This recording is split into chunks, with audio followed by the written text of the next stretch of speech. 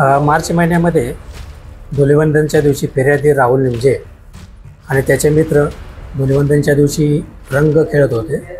त्यावेळेस आरोपी आकाश गुप्ता याचा त्याला धक्का लागलेला होता। त्या कारणावरून आकाश गुप्ता याने त्याचे इतर साथीदार शुभम तात्या, अस्मित गबरू, सुमित गुप्ता आणि यांना बोलावून फिर्यादी यांच्यावर चाकूने दगडाने हल्ला करून गंभीर जखमी केलेले होते। त्यावरून 307चा गुन्हा दाखल होता।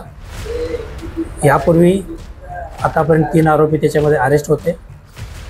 आज DB पथकाचे राहुल, सितेश आणि संदीप यांनी त्या आरोपीची माहिती काढून त्या आरोपीचा पाठलाग करून त्यास तातडीने पकडलेला आहे आणि त्या आरोपीला आता सध्या अटक केलेली आहे आणि पुढील तपास आम्ही करीत आहोत।